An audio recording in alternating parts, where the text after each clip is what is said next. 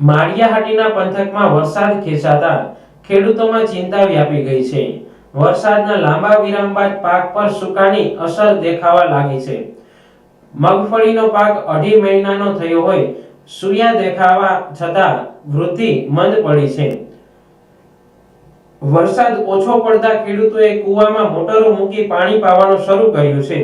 ક્યાંક રેડથી તો ક્યાંક ફુવારા દ્વારા પાકને પાણી આપવામાં આવી રહ્યું છે.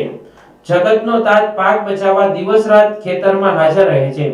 સાતમ આઠમના તહેવાર નજીક હોવા છતાં ખેડૂત વાડી છોડીને જઈ શકતા નથી.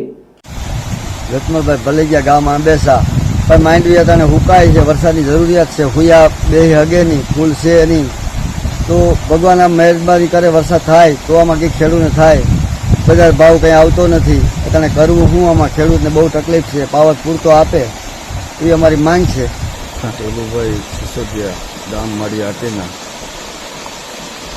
વરસાદની અત્યારે ખાસ જરૂરિયાત છે. માંડીને ફૂલને પૂજાની જે પરિસ્થિતિ છે વરસાદ વાગે અત્યારે અટકી ગઈ છે. ખેડૂતોને દિને રાત મહેનત કરવી પડે એવી પરિસ્થિતિ ઊભી થઈ છે.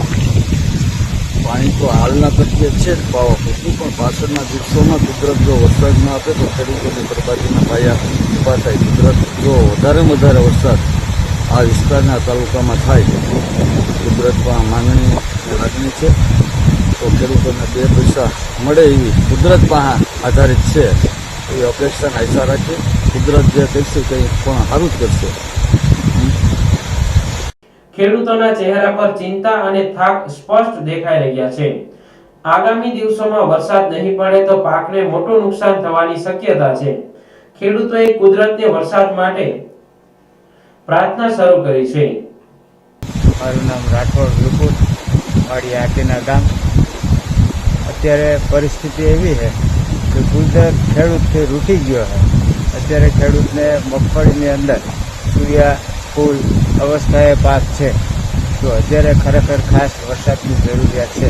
સરકાર સપોર્ટ આપે, 10 કલાક પાવર આપે છે, તો જે વાતાવરણ અને કુદરતની જે દયા જોઈએ તે વસ્તુ અત્યારે ખેડૂતને નથી. એટલે અમે ભગવાન પાસે એવી પ્રાર્થના કરીએ કે વહેલી તકે વરસાદ થાય તો આવનારા દિવસોમાં ખેડૂત પાસે 5 પૈસા મળે અને બોલ પાણી સારા થાય એવી પ્રાર્થના.